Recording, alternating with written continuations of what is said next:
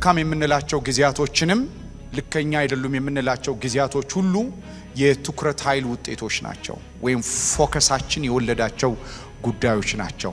ግን አንድ ነገር ወቁ፣ የእምነታችን ጀማሪና ፈጻሚ የሆነው ክርስቶስ የጀመረ አይደለም የጨረሰ ክርስቶስ ነው ያለው። ስለዚህ ፎከስ አድርጉ ነው የሚለን ማን ላይ? ክርስቶስ ላይ። ብዙ ዲስትራክቲቭ የሆኑ ብዙ አቴንሽን የሚፈልጉ ነገሮች አሉ። ሰይጣን አንዳንዴ አቴንሽን ሲፈልግ ነገሮቻችንን መነካካት ይጀምራል። ነገሮቻችን መደበላለቅ ይጀምራሉ። አንድ ነገር በጣም ወቁ፣ የእምነታችን ጀማሪና ፈጻሚ የሆነው ክርስቶስ እሱ ሐዋርያችንና ሊቀ ካህናችን የሆነው ክርስቶስ ያላሸነፈው እጅ የማይሰጥ ምንም ችግር የለም። ጠላት እንደፈለገ ሊያበላሸው ይችላል። ከሱ ግን እግዚአብሔር ሞተ ከምትሉት ነገር ላይ ማር ማውጣት ይችላል። ክርስትና በክርስቶስ ኢየሱስ አምነናል ብለን አግሪ አድርገን የምንቀበለው ብቻ አይደለም፣ ፎከስ ክርስቶስ ላይ የምናደርግበት ነው። ጴጥሮስ ኢየሱስ ና አለው ና የሚለውን ቃል ሰማ። በረዶ ሆኖ ይሁን ኮንክሪት ይሁን ሴራሚክ ይሁን መራመድ ጀመረ። መራመድ ከጀመረ በኋላ ግን ወደ እውቀቱ ዞር ማለት ሲጀምር ውሃ ሰው እንዴት እንደሚወስድ ያውቃል። አሳጥማጅ ነው። የውሃ ኃይልን ያውቃል። ውሃ ምን እንደሚያደርግ ያውቃል። ከዛ ወደ እውቀቱ መመለስ ሲጀምር መስጠም ጀመረ። ፎከሱን ከኢየሱስ አንስቶ ውሃውንና እውቀቱን መመልከት ሲጀምር መስጠም ጀመረ። ዛሬ ከምናውቀው አካባቢያችን ካለው ውጪ ክርስቶስ ላይ አይኖቻችንን ማድረግ ከጀመርን ቶሎ የሚከበንን ነገር በሙሉ አሸንፈን መሮጥ እንችላለን። ሁሉ ጊዜ ፎከስ የሳተ ሰው የኋላውን የሚያደንቅ ሰው እና በግብጽ ያለውን ሽንኩርት በግብጽ እስራቱ ረስተውት እኮ ብለው የወጡ ሰዎች ረስተውት ቀንበር መረጣ ጀመሩ። ወገኖች ሆይ ፍሪደም ሪል ፍሪደም ያለው ፎከሳችን ክርስቶስ ጋር ሲሆን፣ አንዳንዴ የምንመርጠው ራሱ ገዳያችን እንደሆነ ታውቃላችሁ። የምንወደው ራሱ ጠላታችን ነው። እግዚአብሔር ከእንዲህ አይነት እቡርነት በኢየሱስ ነፃ ያውጣል። አያት ኢየሱስ ሲገባ ተደብሎ አይገባም። ለዚህ ነው መጽሐፍ ቅዱስ የእግዚአብሔር መንፈስ ባለበት ምን አለ ነው የሚለው? አርነት አለ ይላል። አርነት አለ የሚለው ብዙዎቻችን እስራት፣ ፈውስ አለ፣ ኤግዛይትመንት አለ ብቻ አይደለም። የሆነ ደባል ካለ የመጀመሪያው ሰው ረግጦ ነው የሚያባረው። ተደብሎ አይሰራም። ያባረረውና እሱ ይከብራል። ለምን? ንጉስ ነው። በዲፕሎማሲ የማይኖር ንጉስ ነው። አባሮ የሚከብር ነው። ስለዚህ ዝም ብላችሁ ትኩረታችሁን ኢየሱስ ጋር ስታረጉና እሱ መግነን ሲጀምር ከሱ ጋር ህብረት የሌላቸው ነገሮች ሁሉ መቋጨት፣ ታሪካቸው ይቋጫል፣ ረሃባቸው ይቋጫል። ፍላጎቶቻችን ውስጥ መክበር አይችሉም። ኢየሱስ ያድናል። ዲስፕሌስድ ይደረጋል። ፎከስ ሁሉ ጊዜ ለአንድ ነገር እንድትኖሩና አንድ ነገር እንድታደርጉ ያደርጋቸዋል።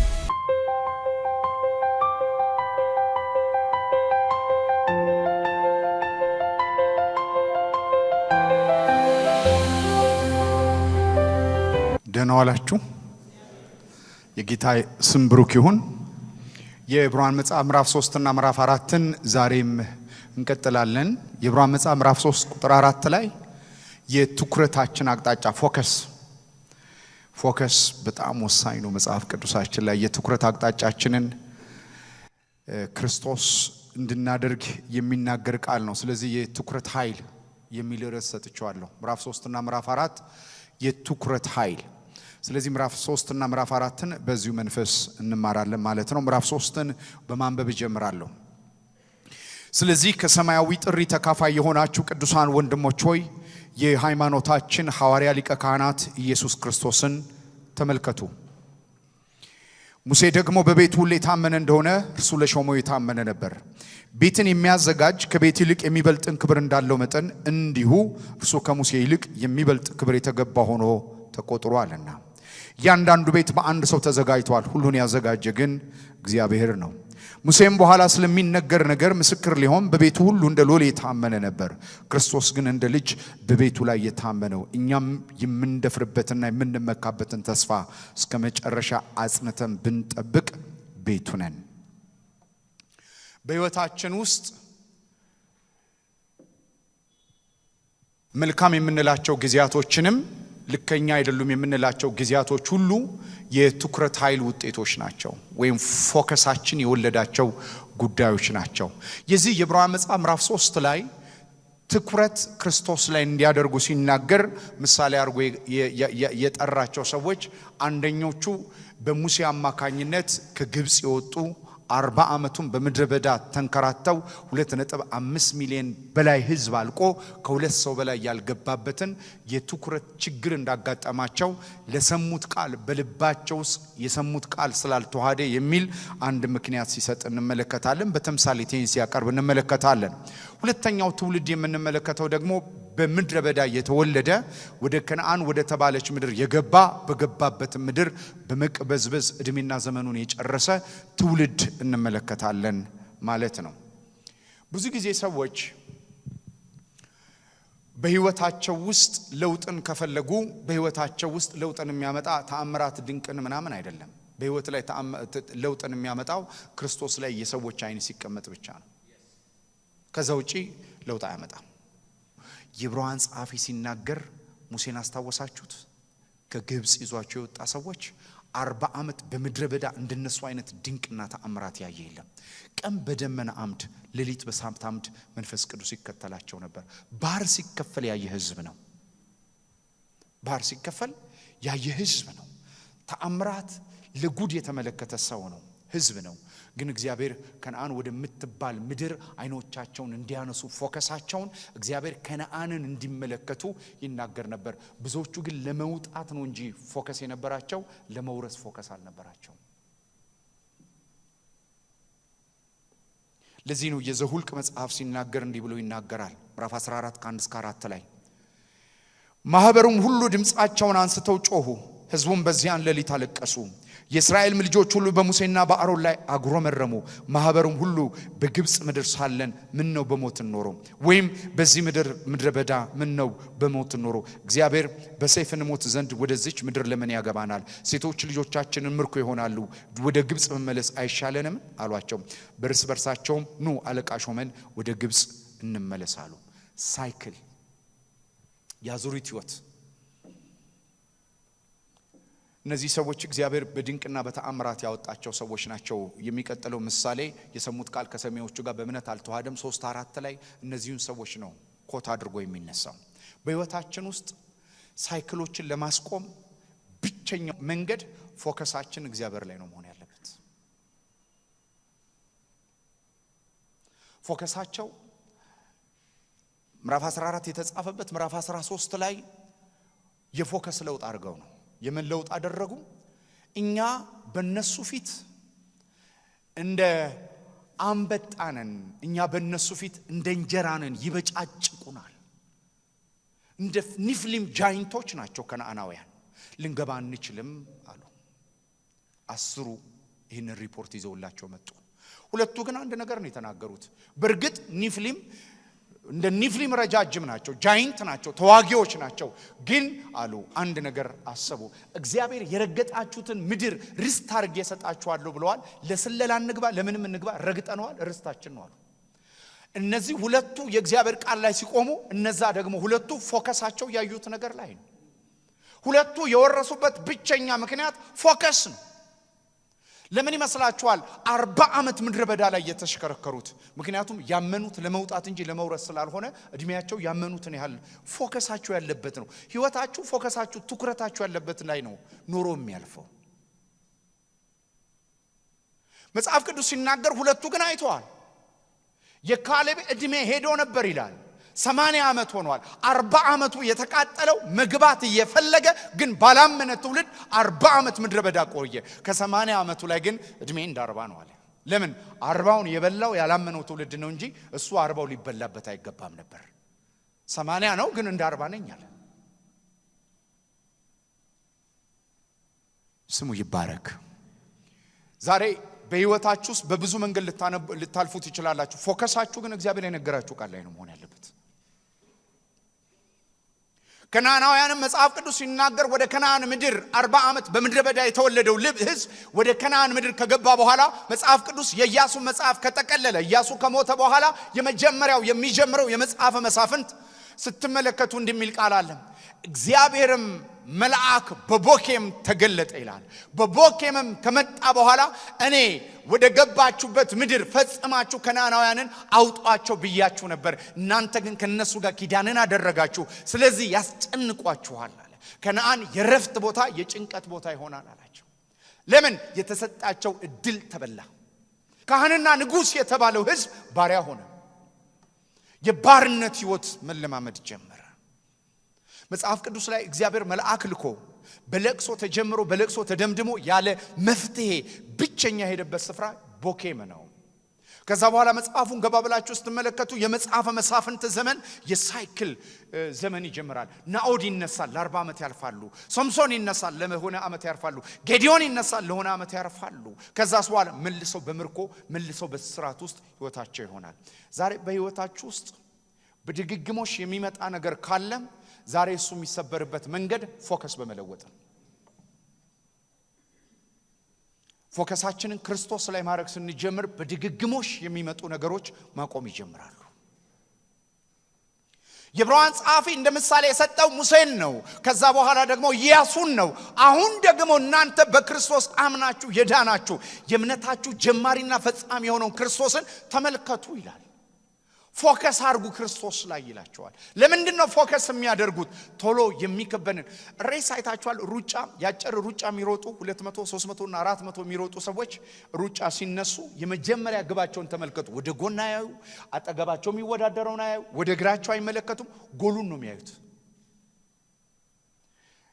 ዛሬ ብዙ ያልገባን ነገር ሊኖር ይችላል። ግን አንድ ነገር ወቁ፣ የእምነታችን ጀማሪና ፈጻሚ ሆኖ ክርስቶስ የጀመረ አይደለም የጨረሰ ክርስቶስ ነው ያለን።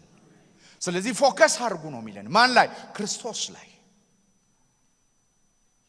ብዙ ዲስትራክቲቭ የሆኑ ብዙ አቴንሽን የሚፈልጉ ነገሮች አሉ። ሰይጣን አንዳንዴ አቴንሽን ሲፈልግ ነገሮቻችንን መነካካት ይጀምራል።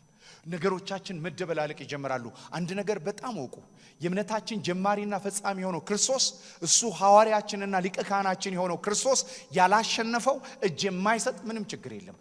ጠላት እንደፈለገ ሊያበላሸው ይችላል። ከሱ ግን እግዚአብሔር ሞተ ከምትሉት ነገር ላይ ማር ማውጣት ይችላል። ከሞተ አንበሳ ላይ የሚሸት ነገር እንጂ ማር ሊወጣ አይችልም። ስሙ ይባረክ። ኢየሱስ ያድናል። ማንኛውም ከጃችሁ የወጣ ነገር ከናንተ እንጂ የወጣው ከክርስቶስ እጅ አልወጣም። ፎከስ ማን ላይ? ክርስቶስ ላይ። ስለዚህ ክርስቶስን የሚያጎላ አንዳንድ ጊዜ ሐኪሞች አይታችኋል አይደል? የልጆችን ጆሮ ሲመረምሩ እንደዚህ አድርገው በሆነ ነገር በሚያጎላ ነገር ያያሉ። ኢየሱስን የሚያጎላ ነገር እጃችሁ ላይ ያዙ። ፎከሳችሁን የሚጨምር ኢየሱስን በትልቅ ፒክቸር የሚስል። ለዚህ ነው እኮ ለገላትያ ሰዎች ጳውሎስ ሲናገር ኢየሱስን ስየው ነበር ይላል። ማን ነው አዚም ያረጋባችሁ? ማን ማሸፈኛ ያረጋባችሁ? እንደገና ምጥ ይዞኛል። ምን? ክርስቶስ እንደገና በቢግ ፒክቸር እንዲሳል። ስሙ ይባረክ።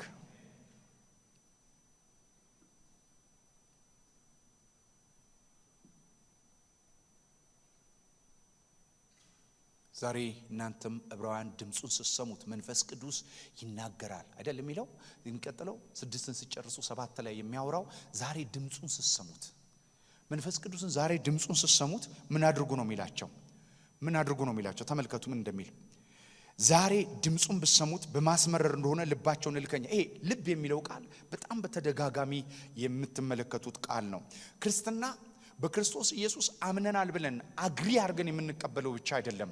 ፎከስ ክርስቶስ ላይ የምናደርግበት ነው። ሁለት ቃላቶች በዚህ በምዕራፍ 3 ላይ እንመለከታለን። ሁለት ቃላቶች ከሰማያዊ ጥሪ ተካፋዮች የሆናችሁ የሚለው ምዕራፍ 3 ቁጥር 1 ላይ ተመለከታላችሁ። ተካፋይ የሆናችሁ እናንተ ቅዱሳን ወንድሞች የሃይማኖታችሁ ሐዋርያና ሊቀ ካህን የሆነው ክርስቶስ ምን በሉ ይላል? ተመልከቱ የሚለው ፎከስ አድርጉበት ነው የሚለው። መጽሐፍ ቅዱስ ላይ ሁለት ሰዎችን ማየት እንችላለን። አንድ ከብሉይ ኪዳን፣ አንድ ከአዲስ ኪዳን የፎከስ አቅምን ወይም የትኩረት ኃይልን መመልከት እንችላለን። አንደኛው ራሱ የዕብራውያን ጸሐፊ የዕብራውያን መልእክት ላይ ሙሴን ያነሳበትን ነገር መመልከት እንችላለን። ሙሴን ምዕራፍ 11 ቁጥር 24 ላይ ሙሴ ካደገ በኋላ የፈርዖን የልጅ ልጅ እንዳይባል በእምነትም ቢያለም ከግብጽ ብዙ ገንዘብ ይልቅ ስለ ክርስቶስ መነቀፍ እጅግ የሚበልጥ ባለጠግነት እንዲሆን አስቧል። ለጊዜው ከኃጢአት ከሚገኝ ደስታ ይልቅ በእግዚአብሔር ሕዝብ መከራ መቀበል መረጠ። ብድራቱ ምን ብሏልና ይላል? ትኩር ብሎ ተመልክቷልና ይላል። ይሄ ትኩር የሚለው ቃል እዚህም ላይ ትመለከቱታላችሁ። ትኩረት ወይም ፎከስ እዚህም ክፍል ላይ እንመለከታለን። ምንድነው የሆነው? ሙሴ ያደገው በሁለት ሴቶች ነው። አንደኛዋ ሴት የምትነግረው ሙሴ የፈርዖን የልጅ ልጅ እንደሆነ ነው የምትነግረው። አንዱ ደግሞ እናቷ ናት። ባንተ የይሁዳ አንበሳ የናዝሬቱ ኢየሱስ ይመጣል። ይሄ የይሁዳ አንበሳ ይመጣበታል የተባለው ህዝብ የተሸነፈ ጡብ የሚጠፈጥፍ ባሪያ ነው። ለ400 ዓመት በግብጽ የገበረ ህዝብ ነው። ከዚህ ግን እግዚአብሔር ከዚህ ዘር ምንን ያወጣል? አንበሳ ይወጣል። የይሁዳ አንበሳ የምድር ታዳጊ ይወጣል። እናቱ ትነግረዋለች። አዘሴም ታይም ደግሞ ፓላስ ነው። የፓላስ እንጀራ ይበላል። የፓላስ ቋንቋ ይናገራል። የእስጢፋኖስ ሲወገር እንደው ምን ብሎናል? በንግግርና በስራ ብርቱ የተደረገ በዘመኑ የነበረውን ትምህርት የተማረ በዘመኑ ኃያልና ታላቅ የተባለ ሰው ነው ይሄ ሰው። ነገር ግን መጽሐፍ ሲናገር በሁለት ድምጾች ውስጥ ትኩር ብሎ ኢየሱስን ተመለከተ ይላል። ፎከስ ነው። ከዛስ በኋላ ይሄንን ፎከስ ክርስቶስ ላይ ማድረግ ሲጀምር የፈርዖንን ቤት ናቀው። ሊነቃ አይገባም እኮ አምሮብኛል በቤት ነው ማለት ያለበት። ዘሩ ጡብ እየጠፈጠፈ እሱ የፓላስ እንጀራ እኮ ነው የሚበላው። ደክሟቸው ሌበር በዝቶባቸው በጣም በሌበር ውስጥ ሆነው ያለ ጊዜ ፕሪማቹርሊ ወንድ ልጆቻቸውን 12 ሳይሞላ እንዲገድሉ እየተነገረ አቦርት እንዲያደርጉ አቦርሽንን እንዲያካሂዱ እየተነገረ እንደገና ደግሞ የጉልበትን ስሌቨሪ በላያቸው ላይ ተጭኖ ባለው ትውልድ መካከል እሱ የፓላስ እንጀራ እየበላ ኮምፈርት ዞኑ ግን እንዲሆን አልፈለገም። ማን ይነገረው ስለነበር? ክርስቶስ ይነገረው ስለነበር ናቀ ይላል። ኢየሱስ ማግኛችን ብቻ አይደለም መናቂያችንም ነው። ናቀ ይላል። ፎከስ ነው። ስሙ ይባረክ። ማንም ሊሮጥበት የሚችልበት ማንም ያላገኘውን ፕሪቪሌጅ ናቀው ይላል። ትኩረቱ ክርስቶስ ላይ ስላደረገ። ስለዚህ የምንንቀው የማንጠመድበት የምናመልጥበት የህይወት ስርዓት የሚኖረን ፎከሳችን ላይ። መጽሐፍ ቅዱስ ላይ ሌላ ፎከስ የተዛባበት ሰው ጴጥሮስን አይታችሁታል። ጴጥሮስ ኢየሱስ ና አለው። ና የሚለውን ቃል ሰማ። በረዶ ሆኖ ይሁን ኮንክሪት ይሁን ሴራሚክ ይሁን መራመድ ጀመረ። መራመድ ከጀመረ በኋላ ግን ወደ ዕውቀቱ ዞር ማለት ሲጀምር ውሃ ሰው እንዴት እንደሚወስድ ያውቃል። አሳጥማጅ ነው። የውሃ ኃይልን ያውቃል። ውሃ ምን እንደሚያደርግ ያውቃል። ከዛ ወደ ዕውቀቱ መመለስ ሲጀምር መስጠም ጀመረ። ፎከሱን ከኢየሱስ አንስቶ ውሃውንና ዕውቀቱን መመልከት ሲጀምር መስጠም ጀመረ። ዛሬ ከምናቀው አካባቢያችን ካለው ውጪ ክርስቶስ ላይ አይኖቻችንን ማድረግ ከጀመርን ቶሎ የሚከበንን ነገር በሙሉ አሸንፈን መሮጥ እንችላለን። የዕብራውያን መጽሐፍ ምዕራፍ 12 ላይ የሚናገረው እሱ ነው። ቶሎ የሚከበንን ማስወገድ እንችላለን። ዛሬ የብዙዎቻችንን እምነት ቻሌንጅ የሚያደርጉ ኮምፈርት ዞኖቻችን ናቸው። ፎከሳችን ክርስቶስ ላይ ስላላደረገ በትንሹ ባየነውና በመንመለከተው ትውልድን በተማረከበት ነገር ላይ እንድንማረክ ሆኗል። የዕብራውያን ጸሐፊ ግን ሲነግረው ምዕራፍ 11 ላይ አባቶችን ታስታውሷቸዋላችሁ አላቸው። ይጠቅሳል። ከማን ይጀምራል? ከአቤል ይጀምራል። አቤልን ያነሳል። ትልልቅ አባቶችን ጃይንቶችን እያወራ ምን ያደርጋል? ኢየሱስን በተስፋ የማይታየው እንደሚታይ አድርገው ስለቆጠሩት ተስፋውን ሰብስታንሻላይዝ ስላደረጉት ምን አደረጉ ይላል? እየናቁ አንዳንዶች ለአንበሳ ተላልፈው አንዳንዶች ከሲቪል አፌር ወጥተው ኑሯቸውን ኖሩ ይላል። የአንበሳን አፍ የዘጓሉ፣ በመጋዝ የተሰነጠቋሉ። ሐዋርያቶች አይደሉም እነዚህ። የብሉይ ኪዳን ኢየሱስ ይመጣል ብለው ተስፋ ያደረጉ አንዳንዶች በሲቪል አፌር ውስጥ ሲንክ እንዳያደርጉ በዴይሊ ላይፍ ውስጥ ሲንክ እንዳያደርጉ ከሲቪል አፌር ወጥተው የክርስቶስን ምጽአት ይጠብቃሉ። ከድንግል የሚወለደውን በዓለም ላይ የሚመጣውን ናዝራዊ የሆነውን በቤቴል የሚገኘውን የናዝሬቱ ኢየሱስን ሲጠብቁ እድሜያቸው አለፈ። ስለዚህ በቅድስና በጽድቅ እግዚአብሔርን በመምሰል የኖሩት ፎከሳቸው ኢየሱስ ጋር ስለነበረ እድሜያቸው አጠረ እንጂ ፎከሳቸው ክርስቶስ ጋር ስለነበረ ሬሳቸውን ጨረሱ። ሩጫቸውን በተስፋ ጨረሱ። እናንተ ግን ተካፋዮች ናችሁ ይላችኋል። እናንተ ግን ተካፍላችሁ፣ እናንተ እኮ ፓርቴከር ናችሁ። እናንተ ተካፋይ ናችሁ። ቀምሳችሁታል ኢየሱስን፣ ዳሳችሁታል ኢየሱስን። በህይወታችሁ የኑሮ ስርዓታችሁ ሆኗል ኢየሱስን። how much more ኢየሱስ ስሙ ይባረክ። how much more ከነሱ በተሻለ እንዴትኛ። ክብር ለኢየሱስ ይሁን። ህይወት የፎከስ ውጤት ነው። ህይወት የትኩረት ውጤት ነው። የትኩረት ውጤት ነው። ስለዚህ ከግብጽ ብዙ ገንዘብ ይልቅ ይላል ትሬዠር አለው። ስለ ክርስቶስ መነቀፍ እጅግ የሚበልጥ ባለጠግነት። አሁን ስለ ክርስቶስ መዳን አይደለም የሚለው ኢየሱስን ብሎ ሊነቀፍ መረጠ ይላል።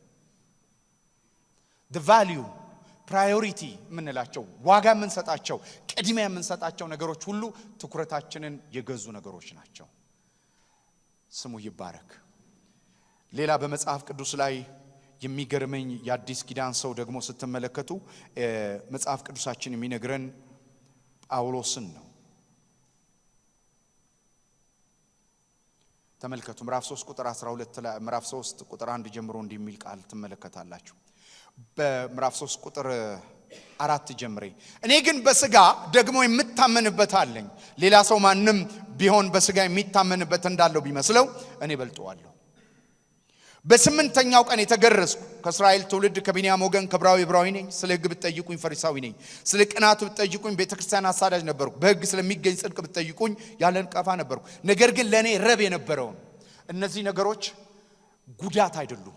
እነዚህ ነገሮች ረብ ያላቸው ናቸው፣ ፕሮፊት ያላቸው ናቸው። ምክንያቱም በሶሻል ስታተስ ላይ ፈሪሳዊ ማለት በማህበረሰብ ያለውን ስታተስ ትልቅ የሚያደርግ ነው። ዕብራዊ ነው፣ ቢንያማዊ ነው፣ የተማረ ነው፣ ገማልያል እግር ስር የተማረ ነው። ፈሪሳዊ በሚባል ማዕረግም ውስጥ በዚህ ስታተስ ያለ ነው። ቀይ ምንጣፍ የሚነጠፍለት ሰው ነው። በገበያ ስፍራ ላይ ወንበር የሚዘጋጅላቸው ሰዎች ናቸው። ትልቅ ስፍራ ስታተስ ያለው ሰው ነው። ግን ትኩረቱን ወደ ኢየሱስ ሲያደርግ ይህንን ናቁት ይላል። አሁን ብዙ ጊዜ ሰዎች ናቅናቸው የምንላቸው ነገሮች የሚጎዱን ነገሮች ናቸው። አሁን ሰው ኢየሱስን ካገኘ በኋላ እኔ ክርስቶስን ካገኘው በኋላ ሲጋራ ተውኩ ቢል ይገላል። ገዳይን ነው የተውከው። ይሄ ግን የሚጠቅመውን ነው። የሚጎዳውን አይደለም የሚተው፣ የሚጠቅመውን ነው የተው። ኢየሱስ ይጠቅማል ካልነውም ሁሉ በላይ ነው። ስሙ ይባረክ። ስለናቁት አለ። ለምን ሲባል ስለ ክርስቶስ እንደ ጉዳት አሁን ፎከሴን ክርስቶስ ጋር ሳደርገው እነዚህ ነገሮች ጥቅም ሳይሆኑ ጉዳት ሆኑብኛል። ያረጋው መነጽር ኢየሱስ ስለሆነ ነገሩን የሚመለከትበት ህይወት ፐርስፔክቲቭ አለው። ጳውሎስ ላንተ ህይወት ምንድነው ብትሉ my philosophy of life የህይወት ፍልስፍና ነው ብትጠይቁኝ ለኔ ህይወት ክርስቶስ ነው። ማትረፊያ ምንድነው የምትለው? ክርስቶስ። መከበሪያ የምትለው ምንድነው? ኢየሱስ። ሀብት የምትለው ትሬዠር። ለዚህ ነው ቆላሲያስ ላይ ሲናገር እንደዚህ አለ፣ ኢየሱስ በቂ ብቻ አይደለም፣ ኢየሱስ አይበቃም አሉ ቆላሲያሳኖች። ለምን ሲባል ወደ ሃይማኖት ዞር፣ ወደ አማልክት አምልኮ፣ ወደ መልአክ አምልኮ ዞር ማለት አለብን። ወደ ኖስቲሲዝም ዕውቀትም ዞር ማለት አለብን። አታውቁም እንዴ አላቸው። ምን የዕውቀት መዝገብ ሁሉ የጥበብ ሁሉ መዝገብ ትሬዠር በክርስቶስ እንዳለ አያችሁ። ኢየሱስ ክርስቶስ መዳኛ ብቻ አይደለም መኖሪያ ነው። አሁን እኮ ያለው ፊሎሶፊ ቤድሮክ የተሰራው ያኔ ነው። የነስቶቲክስ ፊሎሶፊ የነ ፕላቶ የነ ሶክራቶስ ፍልስፍና እኮ ቤድሮክ የተሰራበት ትልልቅ የፍልስፍና ትምህርት ቤቶች ትልልቅ ሶፊስቶች የተወለዱበት ከኢየሱስ ክርስቶስ ልደት በፊት ትልልቅ የሶፊስት ትምህርት ቤቶች ያሉበት ስፍራ ነው። ስለዚህ በጣም በፍልስፍና የታወቁ ፍልስፍና መኖሪያ ያደረገ ማህበረሰብ ውስጥ ይሄንን አርጊመንት የተሻለ የፍልስፍና አርጊመንት ይዞባቸው አይደለም የመጣው። ዊክ የሆነ ቆሮንቶስ ላይ ጳውሎስ ቆርጫለሁ አለ። ምን ይጋብዛል? ፈላስፎች አሉ፣ የሚጋብዝ ነገር ነው። እሱም ቀላል ሰው አይደለም። አቴና ላይ ፍልስፍና የተማረ ሰው ነው፣ ግን ይጋብዛል። በተሻለ ፍልስፍና መምጣት ይችላል፣ ግን ቆርጫለሁ አለ። ምን ዲተርማይን አድርጌያለሁ ከክርስቶስ ውጪ ሌላ ነገር እንዳላውቅ። እና በምን ትመጣለህ? በስብከት ሞኝነት፣ በሎጂክ ኃይል መምጣት ሲችል፣ በቲዮረም በሚያስረዳበት የፍልስፍና አቅም መምጣት ሲገባ just simply ሚዲያ ተጠቀመ። ምን ፕሪቺንግ የሚባል ለምን? በዚህ ዊክነስ ውስጥ የእግዚአብሔር ስትሮ አያችሁ። የመስቀሉ መንገድ ነው የክብር መንገድ እኮ። ሃሌሉያ። ስለዚህ the weak method ሚዲያው ራሱ ዊክ ነው። ዛሬ ዓለም ላይ አንዳንድ ነገሮችን ለማቅረብ እኮ ኤቪደንሶች የሚሰበሰቡባቸው ስትሮንግ የሆኑ ኤቪደንስ መሰብሰቢያ አቅሞች አሉ። በዛም ዘመን ውስጥ ሎጂኮች አሉ፣ አመክንዮች አሉ፣ ሪዝኖች አሉ። እነዚህም በሙሉ ጳውሎስ አልተጠቀመም። ሲምፕል ፕሪቺንግ።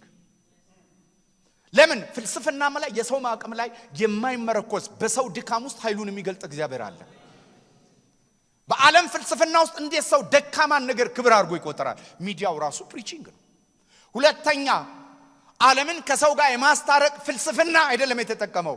በዓለም ላይ የተጠላውን የክሮስ መንገድ ተጠቀመ። ክሮስ ዊክነስ ነው። መስቀል ዊክነስ ነው። ፕሪቺንግ ዊክነስ ነው። ግን የእግዚአብሔር ኃይልና የእግዚአብሔር ጥበብ የሆነው ክርስቶስ በዚህ ውስጥ ተገለጠ።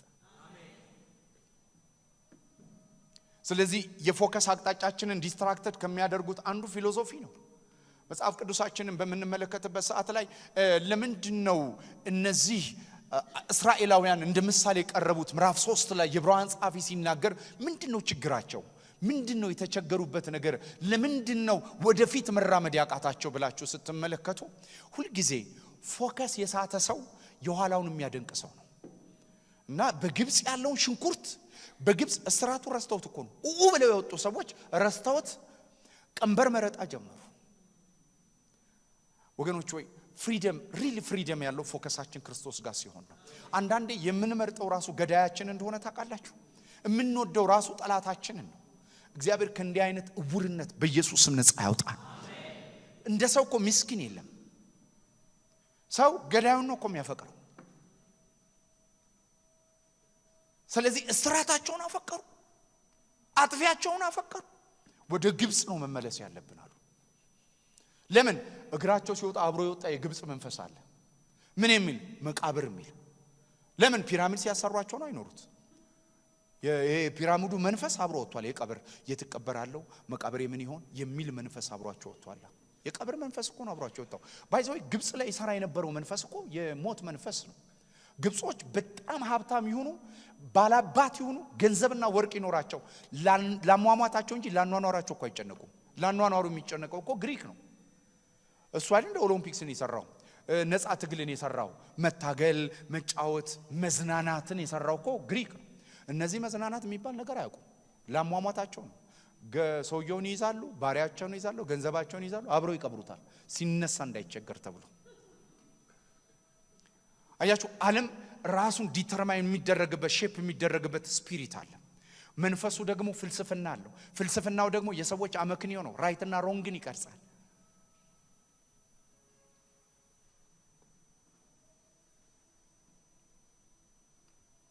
ስለዚህ ጳውሎስ ስለ ቅናት ብትጠይቁኝ ቤተክርስቲያን አሳዳጅ ነበሩ፣ በሕግ ስለሚገኝ ጽድቅ ብትጠይቁኝ ያለ ነቀፋ ነበርኩ አለ። ነገር ግን ለኔ ረብ የነበረውን ሁሉ ስለ ክርስቶስ እንደ ጉዳት ቆጥሬዋለሁ። ማለት ይሄ የምንና ህይወት አታርጉት። እኔ ኢየሱስን ብዬ ብዙ ነገር ትቼ ምናምን ይያለ አይደለም።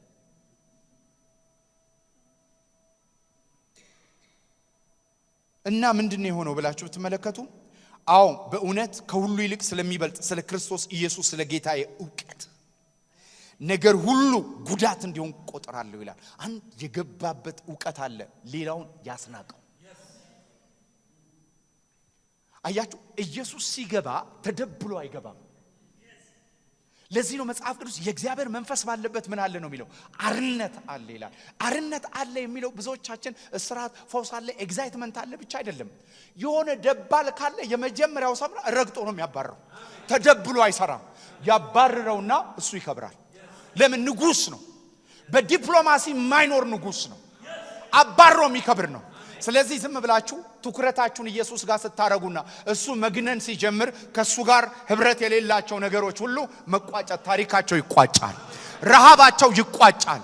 ፍላጎቶቻችን ውስጥ መክበር አይችሉም። ኢየሱስ ያድናል። ዲስፕሌስድ ይደረጋሉ። ስለዚህ አንድ የሆነ የገባብኝ ዕውቀት አለ እንድንቅ ያደረገ ይሄ ሲገባ ናቁታል።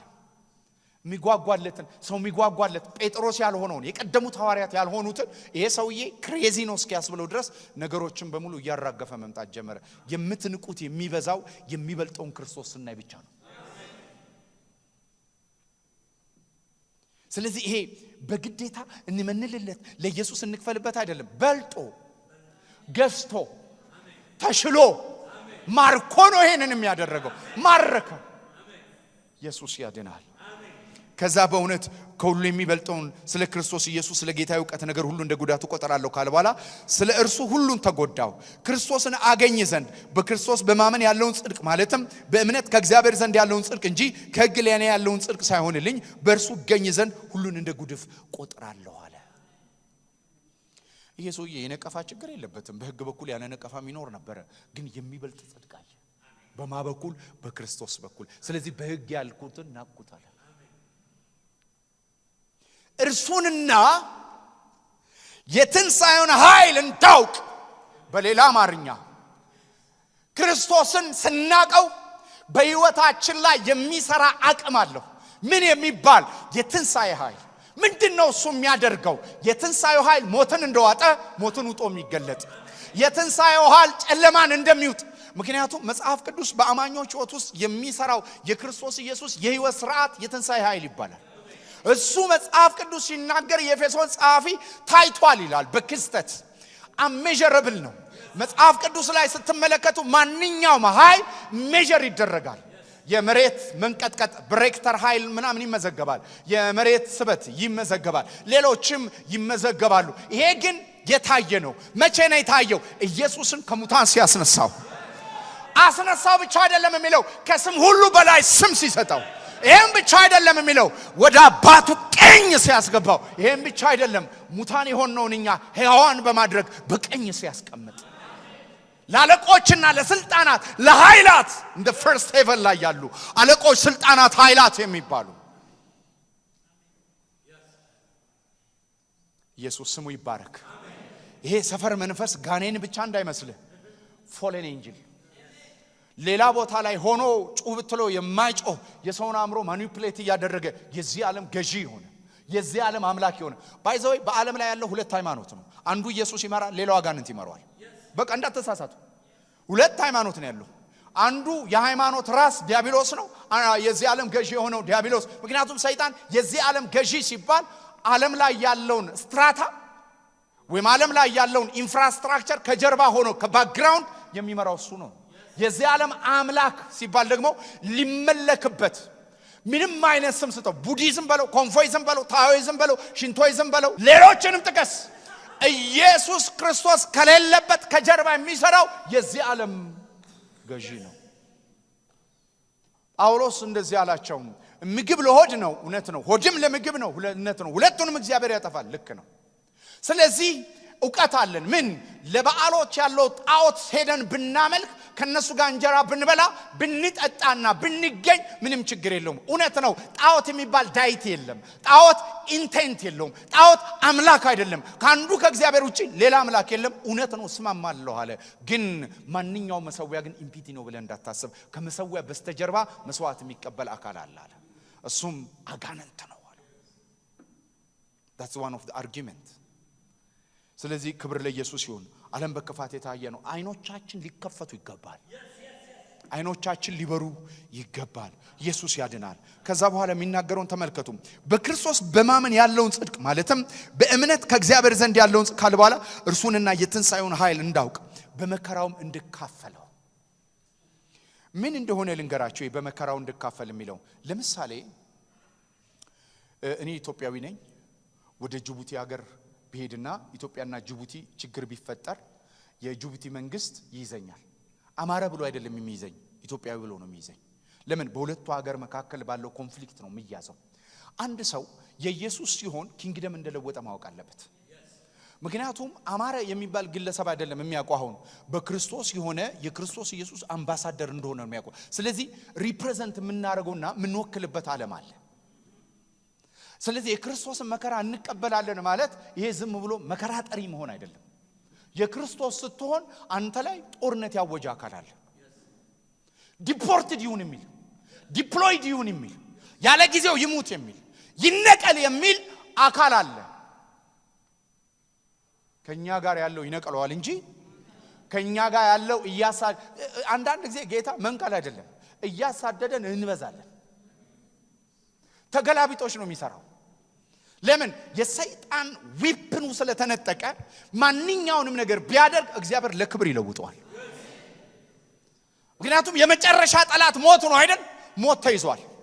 አሁን ሞት ምን ሆኗል ብትሉ መንገድ ወዴት? ወደ ጌታ መድረሻ ሆኗል። በሞት ላይ ስልጣን የነበረው ዲያብሎስን ይሽር ዘንድ ነው የሚለው የዕብራውያን መጽሐፍ ምዕራፍ 2 ላይ። ስሙ ይባረክ። ኢየሱስ ክርስቶስ ላይ ፎከስ እንድናረግ ጌታ ይርዳን።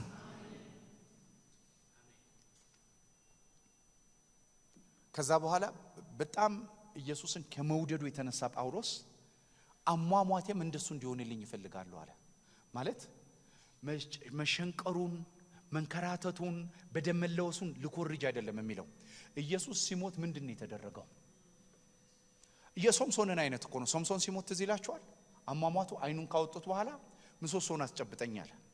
ሶምሶን በህይወት ከኖረ ይልቅ በሞቱ የገደላቸው ነው የበዛው። ኢየሱስ ኖሮ ካገለገለው ይልቅ ሞቶ ያፋታው ነገር ይበዛል።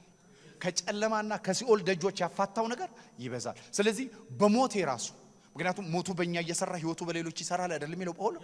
ስለዚህ ፖል የሚናገረው የሰማዕት መንፈስ አይደለም፣ ፕሮፊትን ነው የሚያወራው። በሞቱ የሚገኘው የእግዚአብሔር መንግስት ኤክስፓንሽንን ነው የሚያስበው። ይሄ ካልሆነ ግን ብኖር ሌሎችን እጠቅማለሁ ይላል። ሞቴም ከጠቀመ ግን በሞቴም የእግዚአብሔር መንግስት ኤክስፓንድ ካረገ ይሁን ይላል። በሞቱም ኮርጆአለሁ አለ። አሁን እንዳገኘሁት አልቆጥርም ይላል። በጣም የምወደው መጽሐፍ ነው ይሄ ፊልጵስዩስ መጽሐፍ። ጳውሎስ የመጨረሻ የህይወቱ ገዳማ የጻፋቸው መልእክቶች ናቸው። ማን ነው እስር ቤት ሆኖ ነገ ይሙት ዛሬ ይሙት የሞቱን ጊዜ እየጠበቀ በምን አይነት ቶርቸርና እኮ ቶርቸርም አለው። ፊልጵስዩስ መጽሐፍ ላይ እኮ ቶርቸር አለው። ሳይኮሎጂካል ቶርቸርድ ተደርጓል። እስር ቤት ነው ያለው። የእስር ቤት ቋንቋ አለ፣ የእስር ቤት ንግግር አለ፣ እስር ቤት የሚባል ነገር አለ እኮ። አዘ ሴም ታይም ደግሞ ቶርቸሮች ይኖሩታል። አንዳንድ ኤክስትራ ቦኮችን በመተመለከቱበት ሰዓት ላይ ሰዎች ብዙ አይነት ነው ቶርቸሩ። እጅ ወደ ኋላ ታስሮ እግር ወደ ምክንያቱም እስሩ ዝም ብሎ ቁጭ ማለት ላይሆን ይችላል። እንዲህ አይነት እስሮችን የታሰረበት የእስር ቤት የቤት ውስጥ እስር የታሰረበት ጊዜ ነበረ። የእግዚአብሔር ቃል አይታሰርም ያለበት። እዚህም ጋር ደግሞ ፊልጵስዩስ ግን የሞቱ መጨረሻ ጊዜ የነበሩበት ቶርቸሮች የበዙበት ጊዜ ነው። ግን እንደዚህ ይላል፣ አሁን እንዳገኘሁት አልቆጥርም ማለት ይሄ ፊልጵስዩስ መልእክት ሲጽፍ እኮ ብሉይ ኪዳን በእጃቸው የሌላቸውን ብሉይ ኪዳንን የማያውቁ እግዚአብሔር የሚባል አምላክ ሰምተው የማያውቁ ሰዎች ጋር ቸርች መስርቷል። እኛ እኮ ኢየሱስ ያድናል ስንል ኢየሱስን የማያውቅ የለም እኮ። እንደው ጀስት መንፈስ ቅዱስ ስለሚሰራ ሪማይንድ ለማድረግ ካልሆነ በስተቀር ኢየሱስ የሚባል ሰምተው አያውቁ። የየራሳቸው አማልክት ባለባቸው ስፍራ ገላትያ፣ አውራጃ፣ ልስጥራ፣ ደርቤ ጨምሮ ኤፌሶንን፣ ቆሮንቶስን የአሕዛብ አማልክትና ጣዖት የሚያመልክ ፓጋን ማህበረሰብ ውስጥ ቸርች ተክሏል። እሱ ግን አሁን እንደደረስኩበት አልቆጥርም ነው የሚለው። ፎከሱን ተመልከቱ። የተከላቸው ቸርቾች ከሆነ በቃ መጨረስ አለበት የሰውዬ። ግን እሱ ላይ አይደለም ፎከሱ አሁን።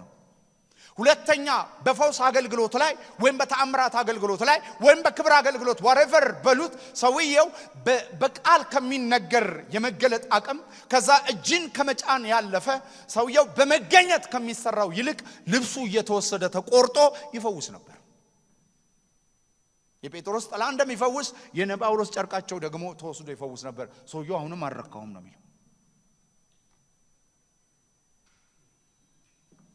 ሰው ባልደረሰበት ይሄን ቸርች መስርቶ የዛሬ 14 ዓመት ሰማይ ሶስተኛ ሰማይ ሄጄ መገለጥ በቋንቋ የማይናገር ሀ ለመሰ ተብሎ የማይገለጥ የምድር ፊደል ለማይገልጠው የሰማይ ስርዓት አይቻለሁ፣ ግን አሁንም አልረካውም ነው የሚለው። ለምን ብትሉ ፎከስ የመገለጥ ጥልቅ አይቷል፣ የአገልግሎት ጥልቅ አይቷል፣ የመነካትን ጥልቅ ያውቃል፣ የልምምድን ጥልቅ ያውቃል፣ ክርስቶስን በህይወቱ የመለማመድ ጥልቅ ያውቃል፣ ግን ገና ነኝ ነው የሚለው። እግዚአብሔር ሆይ በህይወት እያለን ኢየሱስ አይለቅብን። እየሞተ ወደ ሞት እየሄደ ወደ ጣር እየሄደ ማብቂያው እየሄደ ግን ኢየሱስን ገና ነኝ ነው የሚለው። ታስሯል ግን ይራመዳል። እንደ ታሰረ ነው የሚታወቀው፣ ግን እየተራመደ ነው ሰውየው። ለምን? እግሩ እንጂ የታሰረው መንፈሱ አልታሰረም። ሰውየው ፐርስፔክቲቭ አልታሰረም። ለምን? ፎከሱ ክርስቶስ ላይ ስለሆነ። ኢየሱስ አይታሰርም። የእግዚአብሔር ቃል አይታሰርም ያለን ራሱ እኮ ነው። ከዛ እንደዚህ ይላል፣ አሁን እንዳገኘው ወይም ፍጹም እንደሆንኩ አይደለም፣ ነገር ግን ስለርሱ በክርስቶስ ኢየሱስ የተያዝኩበትን። ሰውየው ጳውሎስ የተያዘበት በክርስቶስ የተያዘበት ላይ ነው አይኑ ያለው። አያችሁ፣ ፎከሱ እንዳይረካ ያደረገው በክርስቶስ የተያዘበት ገና መች ተገለጠ። በክርስቶስ የተያዝንበትን ለመግለጥ የዚህ ምድር እድሜ አይበቃል። እግዚአብሔር 400 ዓመት ቢያኖረን ኢየሱስ የሚዘረዘርና የሚመነዘር ነው። ኢየሱስ አያልቅ። ዲስፔንስ ያደርጋል በነፍስ ክፍላችን። ስሜታችን ስሜቱ፣ ፍቃዳችን ፍቃዱ፣ ዕውቀታችን ዕውቀቱ ያደርጋል። ከዛ በልብሳችን ላይ እንደሚንጠባጠብ አሮማ በሄድንበት ስፍራ ሁሉ መዓዛው የተለቀቀ መዓዛው የወጣ ለብዙዎች መዳንና ረፍት ይሆናል። ኢየሱስ ሪሊጅን ነው፣ ሃይማኖት ነው። ክርስቶስ ኢየሱስን ፊደል አድርጎ የሚጨርሰው ክርስቶስ ኢየሱስ የህይወት መንፈስ ስርዓት ነው። በተጠጋነው ቁጥር ከአንድ ክብር ወደ ሌላ ክብር እኛን እየለወጠ እሱ ግን በማይለመድ ክብር ውስጥ ለዘላለም ይኖራል። የእግዚአብሔር ክብር ለምደን የምንጨርሰው አይደለም፣ ለውጦን እሱ ግን በማይለወጥ በዘላለም ክብር ውስጥ የሚኖር ነው። የእግዚአብሔር ክብር የሚለመድ አይደለም። ስለዚህ እንደዚህ ይለናል አሁን እንዳገኘሁት ወይም አሁን ፍጹም እንደሆንኩ አይደለም ከምን ጋር አወዳድሮ ነው ፍጹም አይደለሁም አገኘሁት አግኝቻለሁ አልልም የሚለው ለምንድን ነው ሊገለጥ ካለው ከክርስቶስ ኢየሱስ ትሬዠር እና ግሎሪ አንፃር ሲመለከተው ገና ነኝ ማለት ጀመረ እግዚአብሔር በህይወት ዘመናችን በሙሉ ከጸለይነው በላይ እንድንጸልይ ከጾምነው በላይ እንድንጾም ካገለገልነው በላይ እንድናገለግለው ከኖርንለት በላይ እንድንኖርለት የሚያደርገን ክርስቶስ ኢየሱስ ያልነካነውና ያልደረስንበትን ነገር ሁሌ አይናችን ሲያይ መሳብ እንጀምራለን መጎተት እንጀምራለን ህይወታችን ካለንበት ነገር እየወጣ ለክርስቶስ መሆን ይጀምራል ክርስትና የሳቹሬሽን ላይፍ አይደለም ይሄ ስታግናንሲ ላይፍ አይደለም ልክ እንደ ኩሬ እንደ ታቆረ ህይወት ኩሬ ምናወራው አይደለም በ1850 ብለን ምናወራው ህይወት አይደለም ልምድ አድርገን ምናካፍለው አይደለም ኢየሱስ ለዘላለም ሕያው ነው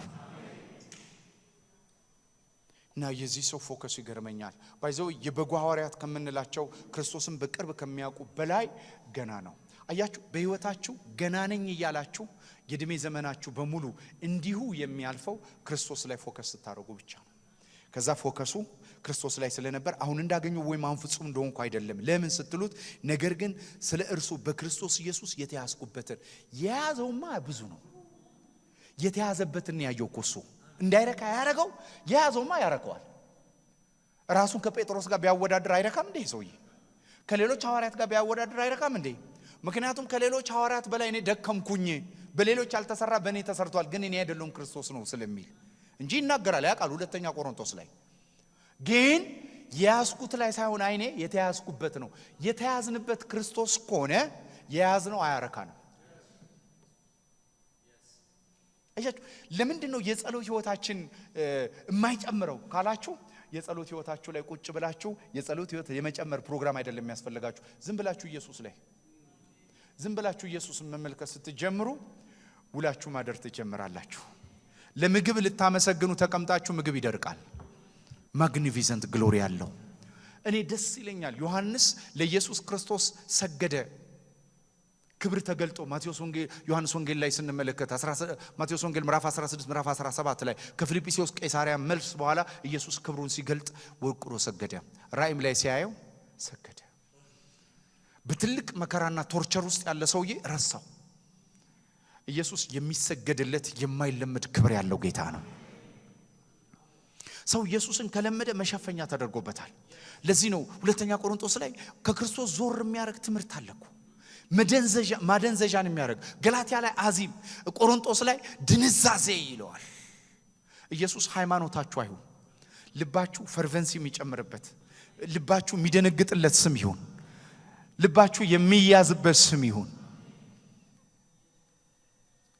ሃሌሉያ ሃሌሉያ ገና ነኝ አለ እንዳልያዝኩት ቆጠራለሁ ነገር ግን አንድ ነገር አደርጋለሁ የተያዝኩበትን ያን ይይዛለሁ በየፈጠናለሁ ካለ ወንድሞች ወይ እኔ ገና እንዳልያዝኩት ቆጠራለሁ ነገር ግን አንድ ነገር አደርጋለሁ አያችሁ ፎከስ ሁሉ ጊዜ ለአንድ ነገር እንድትኖሩና አንድ ነገር እንድታደርጉ ያረጋችኋል ፎከስ የሌለው ዲስትራክትድ የሆነ ሰው ሁሉ ጊዜ በቀን ውስጥ ብዙ ነገር ነው የሚያረጋው ፎከስ ያለው ነገር ሰው ግን አንድ ነገር ነው የሚያረጋው ምንድነው አንድ ነገር ብትሉት እንዲህ ነው የሚለው የኋላዬን እየተውኩ የፊቴን ለመያዝ ዘረጋለሁ ኢየሱስ ከፊታችሁ በክብር ይሳል ዘወትር ኢየሱስ በፊታችሁ ተስሎ ተመልከቱት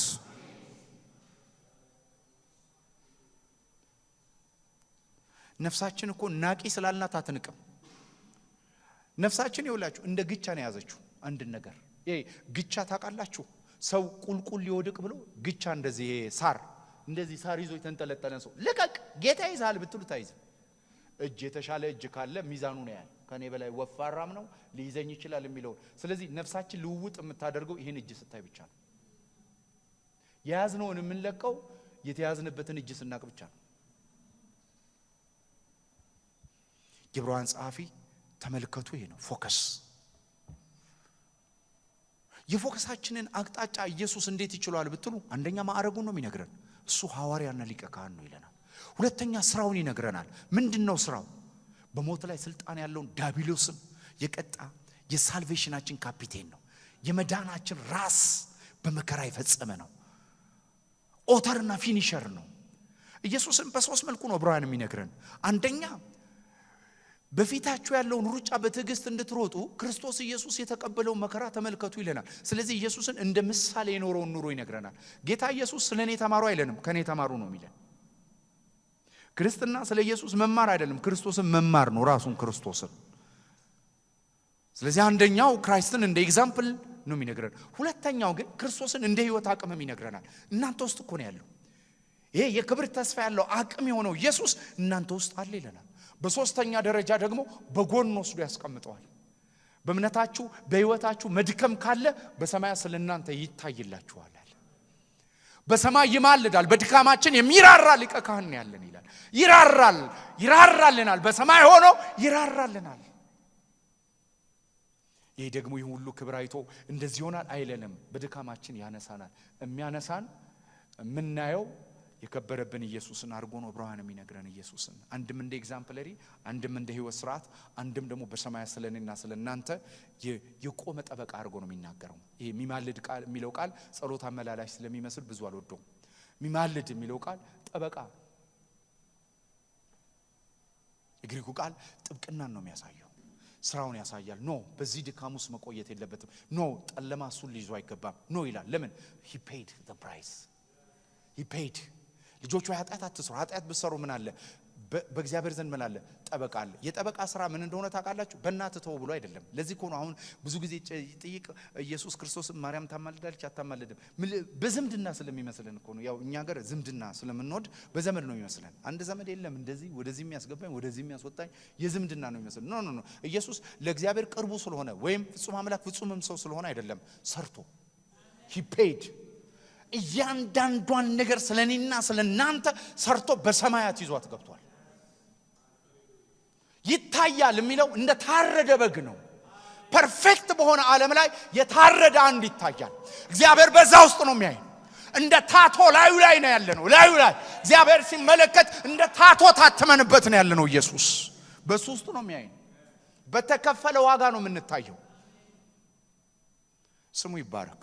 ክርስቶስ ክብራችን ነው፣ ፎከሳችን ነው ኢየሱስ። ብዙ ነገር ዲስትራክት የሚያደርጉ ነገሮች በህይወታችን አሉ፣ በሁላችንም ህይወት ውስጥ። ግን ዛሬ አንድ ነገር በህይወታችሁ ላስቀምጥ። ፎከስ አድርጉ። የዕብራውያን ፎከስ ኢየሱስን በምን ፎከስ አድርጉ ይላል? አንድም ከሰማይ እንደወረደ አምባሳደር የእግዚአብሔር ወኪል ኢየሱስን ተመልከቱት ይላል። ለምን? የነገረን ቃል አለ። እግዚአብሔር ይወዳችኋል ብሎናል። እግዚአብሔር ኃጢአታችሁን ይቅር ብሏል ብሏል። ስለዚህ የሰማያዊ ጥሪ ተካፋዮች አድርጎናል። በሞት ላይ ስልጣን ያለውን ዲያብሎስን ቀጥቶታል። ከሰማይ የመጣው ነው። ሁለተኛ ነገር ሰው ደግሞ የሚቸገርበት ሁለት ነገር ነው። አንድ ከሰማይ የሆነው የእግዚአብሔር ሐሳብ ምን ይሆናል ነው። ሁለተኛ እግዚአብሔር እንዴት ይቀርባል ነው። የሚያቀርበን ሊቀ ካህናችን ነው። ከሰማይ የሆነውን ይዞልን የሚመጣው ደግሞ ሐዋርያችን ነው። ስለዚህ ኢየሱስ የያዘው ማዕረግ ትልቅ ማዕረግ ነው። አንዳንድ ጊዜ ጉዳይ በባለ ጉዳይ ነው የሚፈታው አይደለም እንዴ? እኔ አሁን ለምሳሌ ለፓስተር ታሪኩ አንድ ጉዳይ በነገረው ኦፊሱም ስልጣኑም ከሌለው እንዴት ይፈታዋል? ቢሮ ይፈልጋል አንዳንዱን ጉዳይ። ምክንያቱም የወረዳ ጉዳይ የሚፈታው እሱ አይደለም። ታሪኩ የፕሪንቲንግ ነው ይፈታላችሁ ፓስተር ታሪኩ፣ እና ደግሞ የአገልግሎት ይፈታልናል እንደረኛነቱ። ስለዚህ ቢሮ በጣም ያስፈልጋል፣ የተያዘ ቢሮ። ኢየሱስ ቢሮውን ይዞታል፣ ኦፊሱን አፐርሃንድ አድርጎታል። ሁለተኛ ወርክ ስራውን ሰርቶታል። በሶስተኛ ደረጃ ደግሞ ክፍሉ ሲናገር እሱም ብቻ አይደለም የሚነግረን። በሶስተኛ ደረጃ አንደኛ ኦፊሱን ይናገራል፣ ሁለተኛ ማዕረጉን ይነግረናል፣ በሶስተኛ ልጅ ነው። ልጅ ነው። አሁን ልጅ ነው። ማን ነው ይሄ ልጅ? ማን ነው? ሙሴ በቤቱ ላይ ምንድነው ነው የሚለው? እንደ ሰራተኛ ነው። ኢየሱስ ምንድነው? እንደ ልጅ ነው። ልጅ ማን ነው ስትሉ 1:3 ላይ ምን ብለና አውርተናል? ዕብራውያን 1:1-3 ላይ ምን አውርተናል? እርሱ ምንድነው? ዓለማትን የፈጠረ ነው። በሌላ አማርኛ ዓለማት ተያይዘው ለኢየሱስ ይሰራሉ። ሁለተኛ ዓለማያትን ሰስቴን ያደርገ ነው። ከእጃቸው የወጣ ነገር አለ፣ ሰስቴን ያደርገዋል። ሞት ያላችሁት ነገር አለ፣ ህይወት ያወጣበታል። ለምን? ሰስቴነር ነው። በሶስተኛ እግዚአብሔር ማን ነው ብላችሁ እንዳትጨነቁ፣ እሱ ምንድነው ይላል? the exact printing የእግዚአብሔር መልክ ነው። ከዛስ በሰማያት ጉዳያችንን ከፈታ በኋላ በአባቱ ቀኝ የተቀመጠ ሊቀ ካህናችን ነው። ኢየሱስ ክርስቶስን ዝርዝር ሐሳቡን ነው የሚበትነው። ምዕራፍ 1:1-3 ያለችዋን ነው የሚበትናት። ዓለማትን የፈጠረ ዓለምን ፈጥሯል የሚባለው መልአክ ነው አይደለም። ኖ ዓለማትን የፈጠረ ክርስቶስ ነው። ከዛስ በኋላ እነዚህ ትልልቅ የተባሉትን ይሄ አዋልድ የሚባሉት በ400 የመከራ ዘመን የተወለዱ መላእክቶች አሉ። ሩፋኤል ራጉኤል የሚባሉ ሩፋኤል እና ራጉኤል ሁለቱም ፕላኔት በእጃቸው ይዘዋል ይላል አንዳንድ አዋልድ መጽሐፍ ላይ። አይደለም ሰስቴን አድርጎ የያዛቸው ክራይስት ነው ይለናል። ሩፋኤልም ራጉኤልም አይደለም፣ ኢየሱስ ከመላእክት ይበልጣል። ስሙ ይባረክ። የእግዚአብሔር አብ ፍቅር፣ የኢየሱስ ክርስቶስ ጸጋ፣ የመንፈስ ቅዱስ ኅብረት ከእናንተ ጋር ይሁን።